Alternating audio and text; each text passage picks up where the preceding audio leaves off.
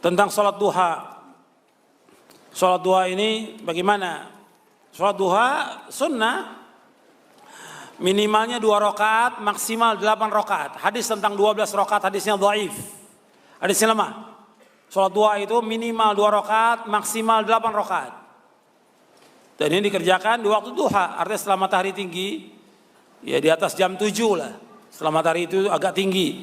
Sebab Nabi ketika menyebutkan tentang waktu duha, hina tarmidul fisal, ketika anak-anak onta mulai kepanasan. Artinya sudah di atas jam 7. Itu sholat duha. Sampai jam 10 lewat lah, setengah 11 gitu. Sampai anak-anak onta kepanasan. Dan punya keutamaan sholat duha. Dan bacaannya sama. Dan juga nggak ada doa khusus, tidak ada.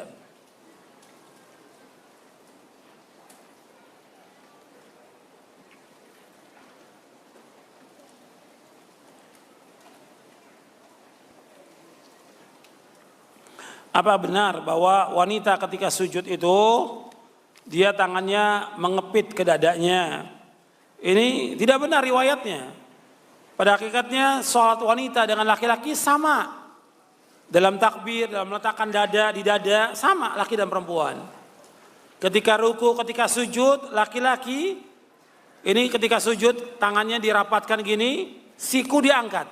Kata Nabi, warfa mirfaqaika, angkat kedua sikumu. Laki-laki seperti itu, perempuan juga sama. Perempuan sama, dia angkat sikunya sama dengan laki-laki. Tidak beda. Ya, riwayat mengatakan bahwa dikepit itu tidak benar. Enggak benar. Jadi perempuan sama dengan laki-laki, dia angkat tangannya. Dilebarkan. Kalau dia sendiri, tapi kalau dia berjamaah yang penting sikunya terangkat. Kalau dia berjamaah, yang penting sikunya terangkat. Dan ini perintah dari Rasulullah, warfa mirfaqaika, angkat kedua sikumu.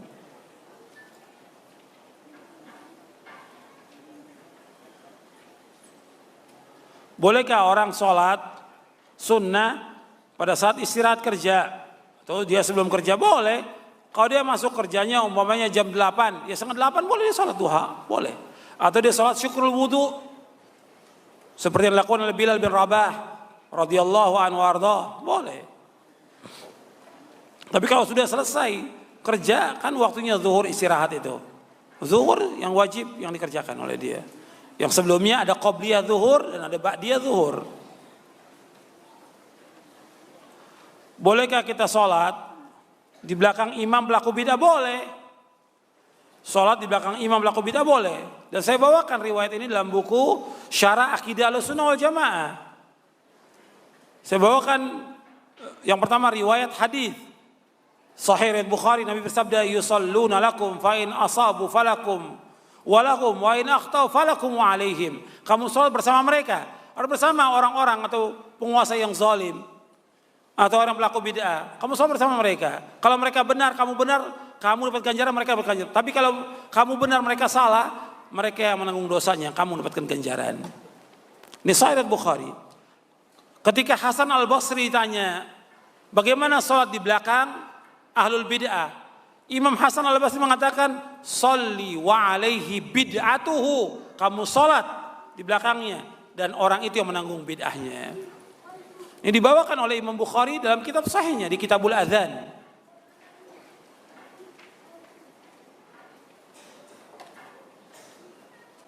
Bagaimana kalau seorang lupa sholat, kemudian dia ingat pada waktu paginya, dia sholat Isya, lupa sholat Isya.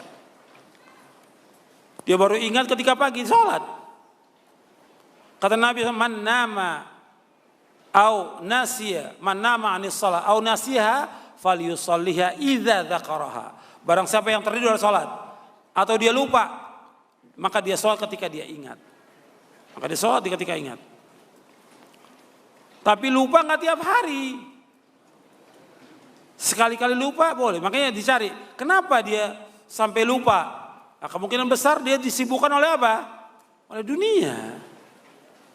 Kalau lupa wajar. Manusia lupa wajar. Hatta Nabi juga lupa. Yang tidak lupa siapa? Yang tidak pernah lupa dan tidak akan lupa selama-lamanya siapa? Allah SWT. Wa ma kana rabbuka nasiya, dan Allah tidak pernah lupa selama-lamanya.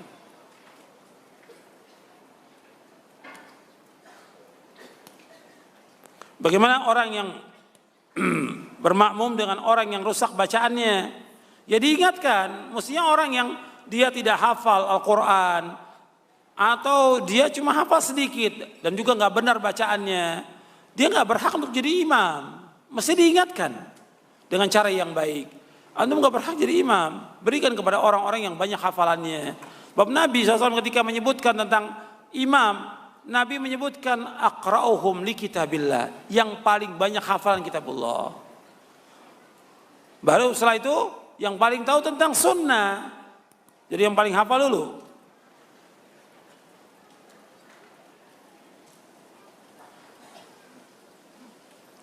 Apakah sah sholat di satu masjid yang tidak ada adzan tapi langsung qomat? Sah.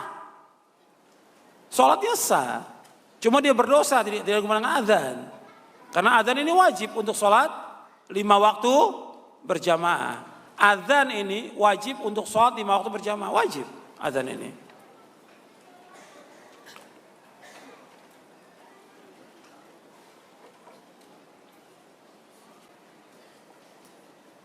Boleh tidak seorang ketika berangkat ke masjid menggunakan motor atau mobil? Boleh. Boleh. Apakah dia mendapatkan ganjaran? Ya soal dapat ganjaran, ya jelas dia berangkat menuju ibadah kepada Allah, dapat ganjaran. Meskipun tidak sama dengan langkah yang Nabi sebutkan dalam hadisnya, tapi soal ganjaran tetap dapat ganjaran. Jangan juga ya terlalu kaku juga. Nabi menyebutkan dengan melangkah, maka harus melangkah. Harus jalan kaki, nggak boleh naik kendaraan. Juga nggak benar pendapat seperti ini. Boleh pakai kendaraan, nggak ada masalah. Kalau masjidnya dekat, dia bisa dengan jalan kaki. Tapi kalau masjidnya jauh, itu harus dengan kendaraan.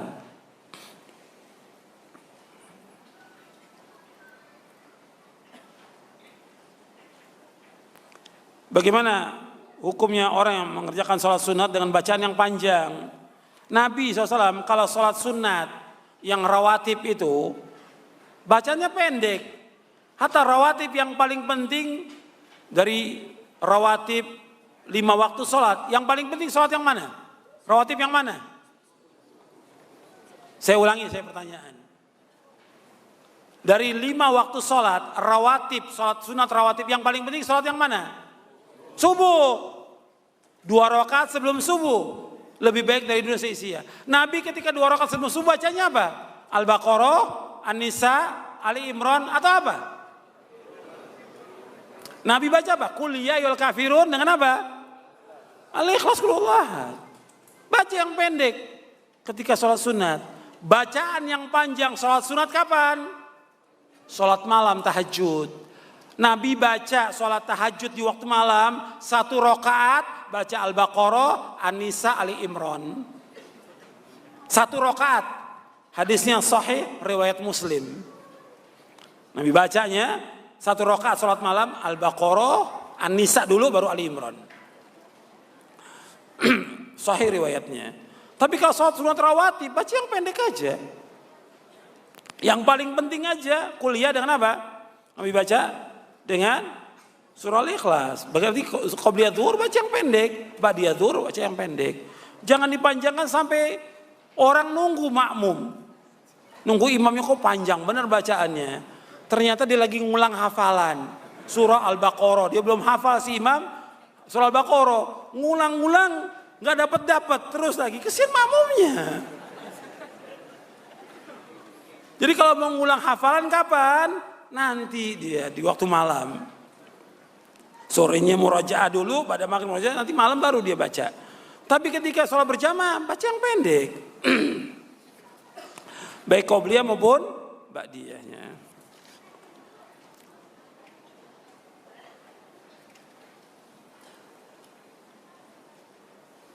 Tentang sholat sunnah, qobliyah dan ba'diyah, rawatib. Yang terbaik di mana? Yang terbaik ya secara umum di rumah. Yang terbaik di rumah.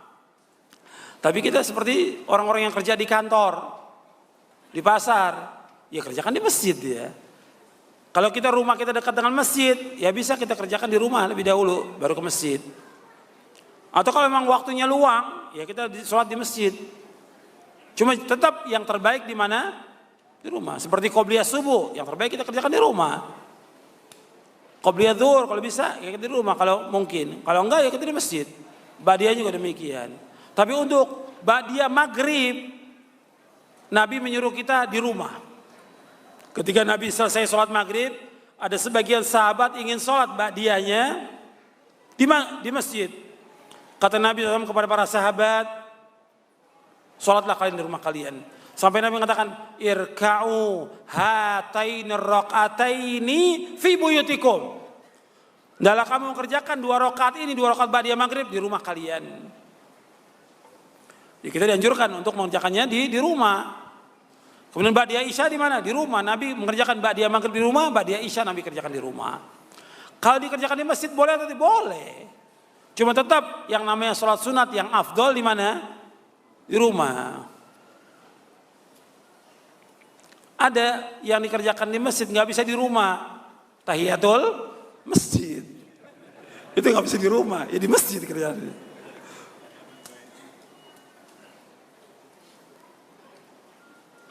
Jika ada saudara kita tidak sholat, lalu dia mati, bolehkah disolati?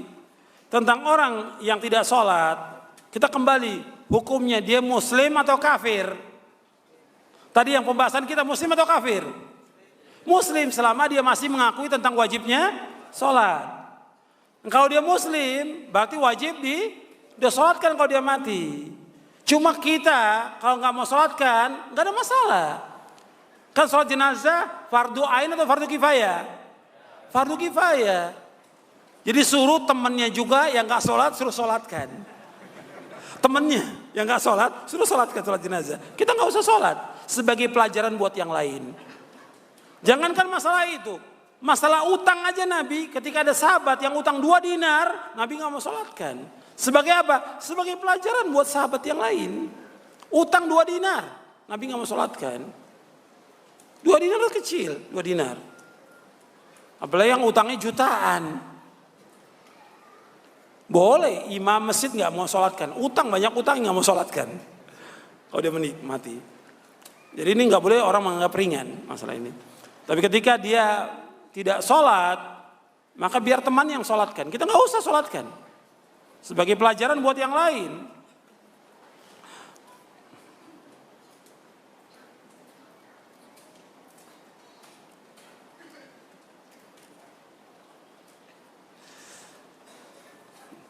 Jadi saya punya anak remaja yang cenderung dia punya akhlak yang jelek. Jadi ketika disuruh sholat dia tidak mau. Ya tetap diusahakan kalau dia sebagai orang tua, bapak atau ibu, jelas tahulah tentang tabiat anak dari kecilnya gimana. Tahu tentang wataknya. Maka coba cari bagaimana salahnya yang dia itu bisa nurut. Apakah diberikan hadiah, apa dibujuk atau yang lain. Tetap suruh sholat. Tapi jangan lupa doa kepada Allah. Sebab yang memegang ubun-ubun seluruh makhluk ini. Dan hati manusia adalah Allah SWT. Allah yang membolak-balikkan hati. Makanya kita minta kepada Allah agar Allah menunjuki dia. Karena doanya orang tua kepada anak itu makbul. Baik atau buruk. Perhatikan tuh. Doanya orang tua untuk anaknya itu makbul. Apakah si orang tua doakan baik untuk anaknya makbul, atau orang tua mendoakan jelek buat anaknya juga makbul? Maka hati-hati orang tua itu. Ketika orang tua mendoakan kejelekan buat anaknya makbul, jelek anak itu. Umumnya si anak kurang ajar kepada orang tuanya. Orang tua bilang, nanti kamu celaka, tabrakan. Betul tabrakan terjadi. Makbul, dikabulkan sama Allah. Tapi ketika si orang tua mendoakan baik, insya Allah makbul juga. Makanya nggak boleh orang tua itu mendoakan kejelekan kepada anak. Doakan kebaikan, meskipun dia nakal. Meskipun dia tidak baik, tetap doakan kebaikan buat anaknya.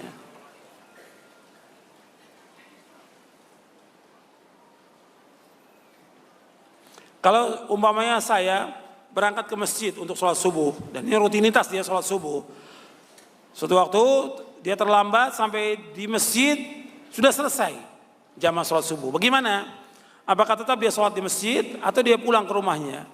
Boleh dia kerjakan di masjid sendirian, boleh juga dia pulang ke rumahnya. Dia berjamaah dengan istrinya, boleh. Karena terjadi juga pada sahabat yang demikian, ketika sampai di masjid sudah selesai sholat, maka dia pulang ke rumahnya. Tapi ini kejadiannya sekali, bukan tiap hari terlambat. Pada orang yang sholat mesti terlambat, langganan terlambat, mesti diingatkan. Orang yang suka biasa terlambat, selalu akhir, akan diakhirkan oleh Allah rahmatnya. Allah akan mengakhirkan rahmatnya bagi orang itu.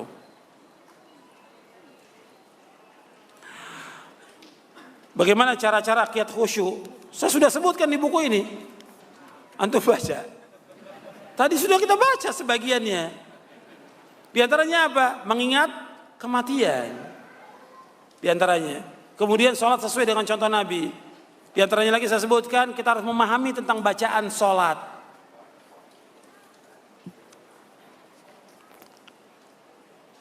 Mungkin bacanya, lihat halaman pertama, dengan halaman terakhir kali ya. Gak dibaca tadi yang kita bahas.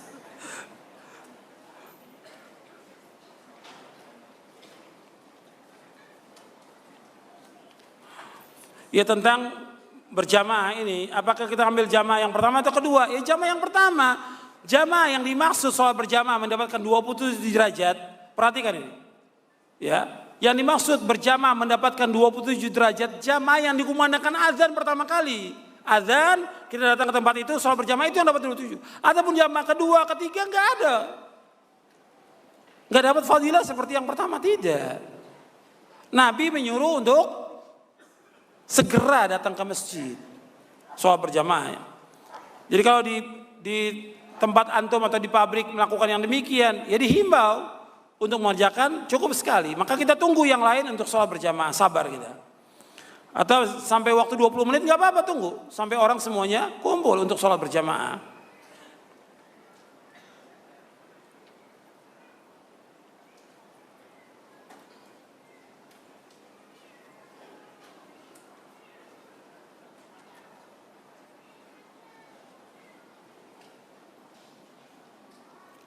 Iya, bagaimana dengan hadis Nabi Shallallahu Alaihi Wasallam tentang orang-orang Khawarij yang disebutkan bahwa Khawarij itu adalah anjing-anjing neraka.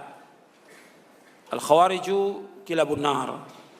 Padahal amal yang dihisab pertama kali sholat, sedangkan orang-orang Khawarij itu dia banyak sholatnya. Bagaimana memadukan? Betul, tetapi yang banyak sholatnya itu berkaitan dengan sholat yang sunnah, bukan yang wajib. Orang Khawarij nggak mau sholat berjamaah bersama imam, nggak mau dia. Khawarij mau nggak mereka sholat berjamaah bersama imam? Nggak mau dia. Dia ketika melihat imamnya atau melihat pemimpin atau pemerintah atau khatibnya berbuat dosa maksiat, bagi dia muslim atau kafir? Kafir, dia nggak mau sholat.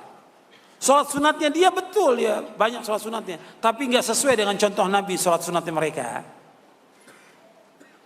Sholat yang wajibnya mereka nggak berjamaah, bahkan ada di antara mereka Khawarij itu nggak sholat Jumat mereka bersama kaum muslimin, nggak mau sholat Jumatnya sendirian di rumahnya.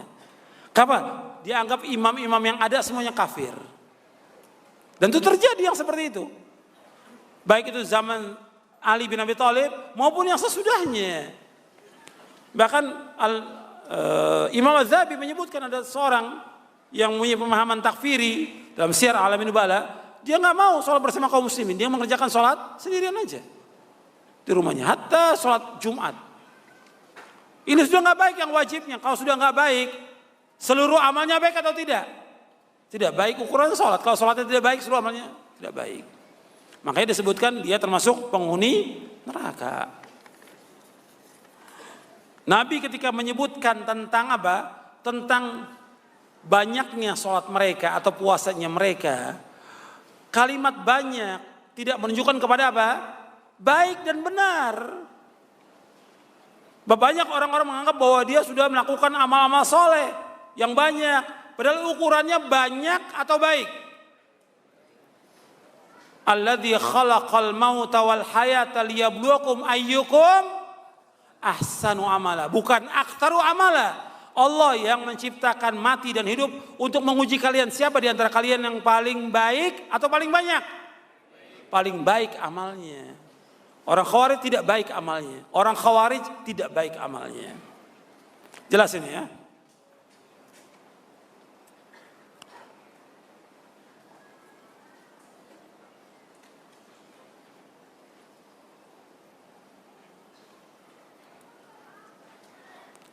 Tentang masalah anak-anak yang sholat berjamaah di masjid.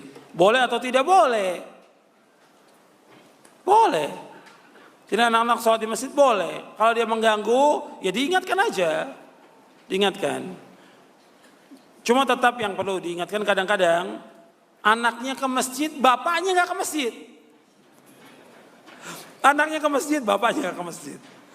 Jadi tetap diingatkan, supaya jangan ribut. Jadi jangan dilarang, mereka untuk melatih diri untuk ke masjid jangan dilarang, tapi diingatkan, tetap diingatkan. Jangan berisik, jangan bercanda, terus diingatkan setiap sholat diingatkan.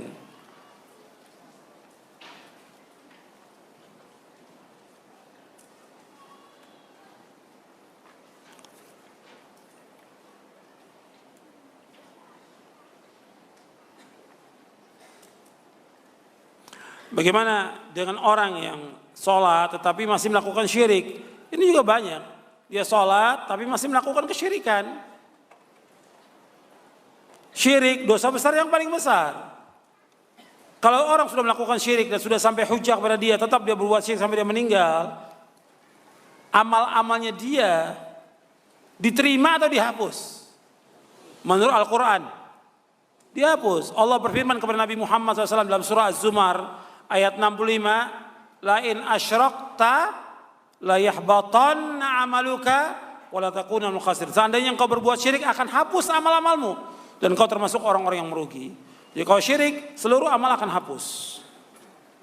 Tapi diingatkan dulu, orang-orang yang berbuat syirik diingatkan dengan cara yang baik, didatangi, diingatkan dengan cara yang baik, diberikan buku.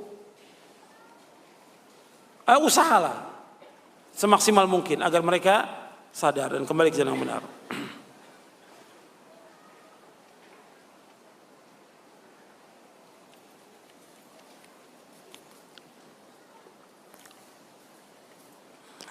Bagaimana kalau seorang yang dia sulit untuk bangun malam? Ya bisa diatur dengan dia tidur di awal malam. Dan jangan terlalu banyak pekerjaan ketika di waktu malam. Kemudian yang ketiga, dia tidur dalam keadaan berwudu. Yang keempat, dia pasang beker. Beker itu pasang, alarm pasang. Jam berapa dia mau bangun? Insya Allah kalau sudah terbiasa, itu akan mudah bangun. Meskipun nggak bangunnya jam 3, bangunnya setengah 4 menjelang subuh, ya tetap bangun.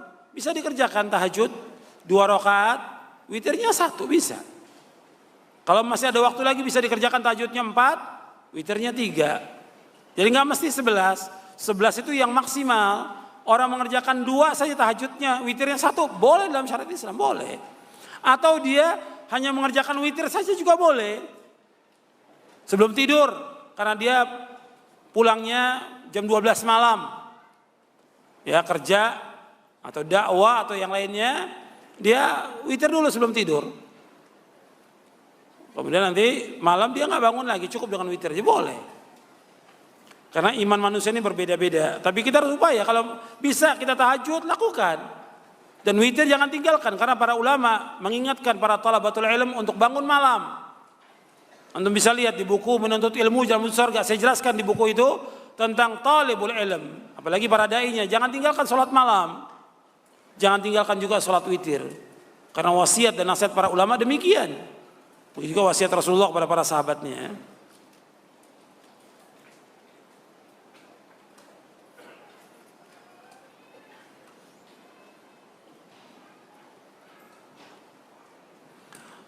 Bagaimana kalau orang tua kita itu baru sholat kalau kita pulang ke rumah, ke kampung baru sholat. Ya tetap diingatkan dan terus diingatkan setiap waktu. Kita telepon, kita kirimi surat dan yang lainnya, setiap waktu diingatkan tentang wajibnya sholat 5 waktu. Dan jelaskan kepada dia bahwa Allah yang menciptakan kita, yang menyuruh kita untuk sholat. Jangan ditinggalkan karena ini berat hukumannya dan juga ancamannya berat, dunia maupun akhirat.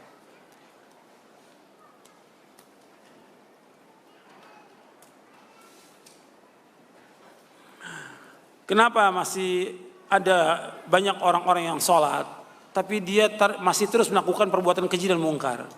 Tadi sudah jelaskan, karena sholatnya dia tidak khusyuk, sholatnya dia tidak tumanina, sholatnya dia tidak mengikuti contoh Nabi SAW, sholatnya dia tidak dipahami tentang isi dari sholatnya. Mestinya sholat yang dilakukan itu menimbulkan rasa takut dia kepada Allah SWT. Dan dia harus ingat kepada Allah. Allah menyebutkan setelah sholat, karena Allah menyebutkan utlu ma uhi ilaika minal kitab wa aqimis shalah inna sholata tanha 'anil fahsyi wal munkar wa la dzikrullahi akbar wallahu ya'lamu ma tasna'un. Artinya setelah Allah menyuruh untuk sholat mencegah perbuatan keji mungkar, Allah menyuruh apa? Ingat Allah itu lebih baik.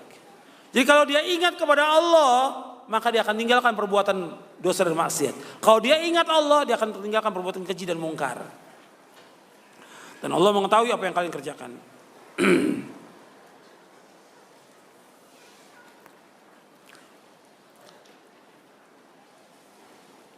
Apakah boleh atau ada dalil yang menunjukkan bahwa kita sholat tujuannya agar rezeki kita lancar? Nggak boleh. Sholat duha, sholat tahajud supaya rezekinya lancar. Nggak boleh niat gitu. Sholat kita karena Allah.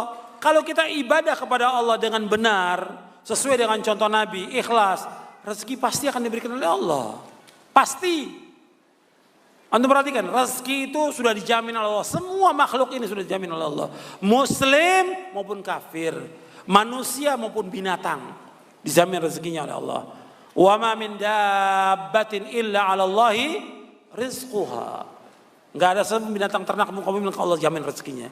Manusia semua dijamin rezekinya, pasti diberikan rezeki oleh Allah. Yang belum pasti soal ibadah kita kepada Allah, itu belum pasti. Yang belum pasti diterima atau tidaknya ibadah kita.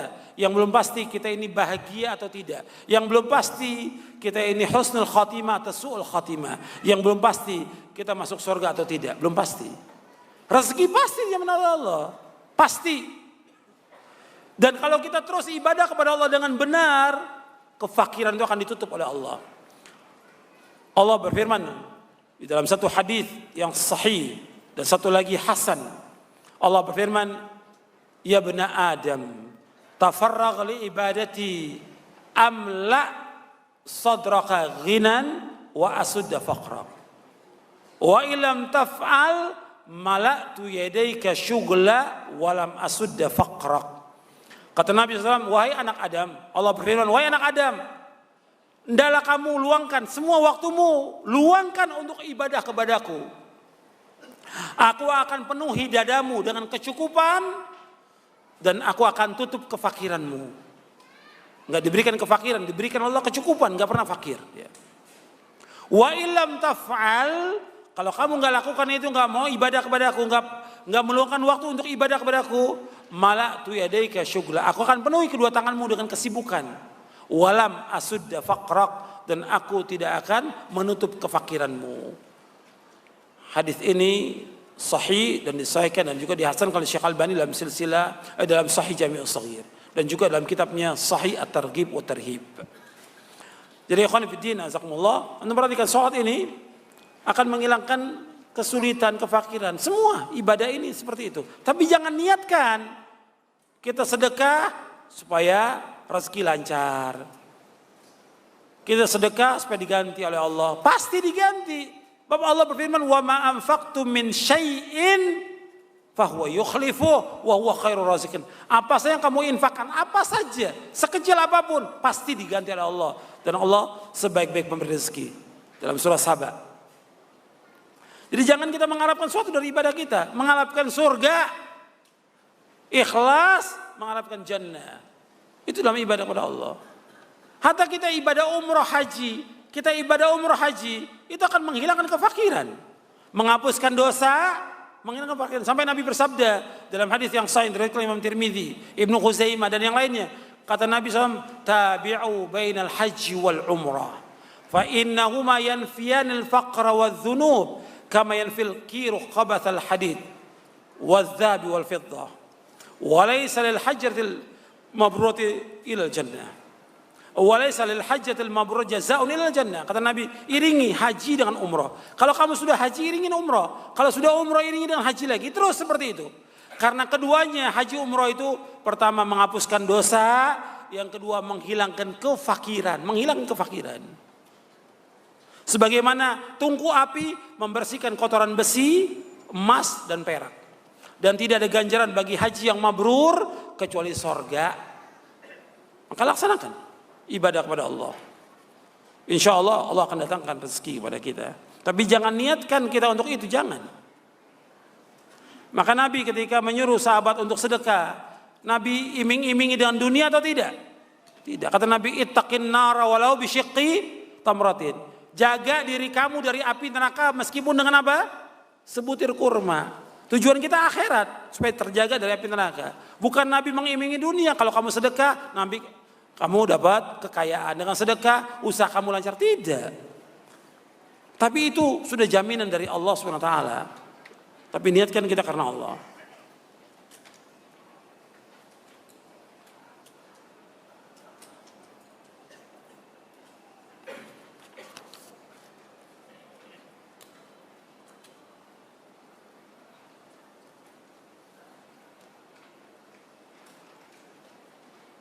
Bagaimana kalau seorang diusir, tidak boleh sholat di masjid dekat rumahnya?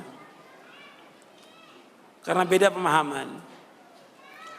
Ima orang yang diusir ini nggak benar, ima yang ngusir yang nggak benar. Kenapa yang diusir nggak benar? Ya mungkin tindakannya dia kalau nggak benar sehingga diusir. Mungkin dia baru datang pertama kali sudah jago, nggak boleh usoli. Bidah, kunut bidah, ya diusir sama orang. Antum sebagai masyarakat, ya antum bergaul dengan mereka dengan cara yang baik. Antum mendatang, ikuti sholat mereka. Sholat di belakang ahlul bidah, menurut syariat Islam boleh atau tidak? Boleh, sah atau tidak sah. Kita harus sabar. Ya mungkin kenapa sampai diusir? Ya mungkin ada beberapa faktor yang lain. Maka tadi saya ima dari yang diusir yang salah atau yang mengusirnya. Jadi jangan langsung, oh yang ngusir pasti salah. Belum tentu juga. Dia mengusir karena apa? Ada sebab, akibat usir ini ada sebabnya apa? Tingkah lakunya di masjid itu. Ini kadang-kadang orang sudah ngikuti sunnah ini, kadang-kadang masuk masjid orang kayak masjid sendiri. Kayak jagoan. Nyalain lampu sendiri, nyalain ini sendiri semuanya. Ya orang situ kesel. Kamu gak boleh sholat sini. Ya wajar diusir. Karena apa? Tingkah lakunya sudah seperti jagoan. Sudah seperti masjidnya dia sendiri. Padahal dia pendatang. Mesti gak bisa gitu. Tanya, boleh gak saya adzan? Boleh gak saya jadi imam? Karena gak ada imam di sini. Coba pakai adab, akhlak yang baik. Muamalah dengan baik. Jadi ketika diusir, siapa yang salah? Jangan langsung salahkan, oh yang ngusir. Belum tentu. Bahwa ada juga di tempat yang lain, yang katanya sunnah juga, ada orang yang awam nggak boleh sholat, dan ini terjadi. Orang awam masyarakat kampung karena dia usoli, karena dia kunut, karena masjid merasa punya dia nggak boleh sholat. Benar tidak menurut syariat Islam? Nggak benar, dan ini terjadi. Yang seperti ini terjadi. Orang-orang kampung yang kunut itu nggak boleh datang ke masjidnya. Ini kan masjid saya, yayasan punya saya. Kamu nggak boleh sholat. Masa orang sholat nggak boleh? Orang mau ruku sujud nggak boleh? Kalau dia kunut diingatkan dengan cara yang baik. Ini muamalah sekarang banyak yang nggak beres sudah. Makanya antum belajar ilmu, belajar adab dan akhlak. Bagaimana adab dan akhlak penuntut ilmu? Ini penting. Nah kalau kita sudah diusir, ya kita sholat nggak boleh ada yang larang, nggak boleh melarang orang sholat. Kalau nggak boleh juga oleh mereka, ya kita cari masjid yang lain. Jadi ini ketika bertanya seperti ini jangan langsung dijawab. Karena antum menjawab, oh sudah jelas salah yang ngusir. Lihat dulu orangnya siapa. Jadi belum tentu yang salah yang ngusir. Karena yang datang juga sudah seperti miliknya ya masjidnya.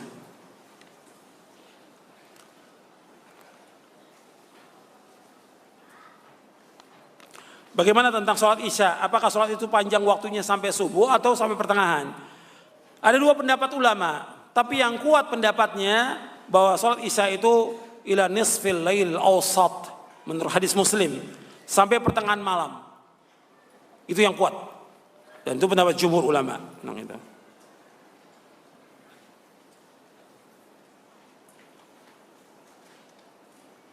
Tadi disebutkan tentang sholat asar.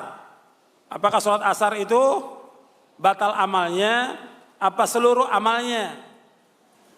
Di buku ini, ketika saya bawakan hadis ini, ada penjelasannya di situ. Mungkin nggak kebaca, ya antum nggak baca. Di situ ada. Artinya bukan seluruh amal, tidak. Amal yang hari itu aja yang ditolak oleh Allah, yang dihapuskan. Yang menghapuskan seluruh amal yaitu apa? Syirik.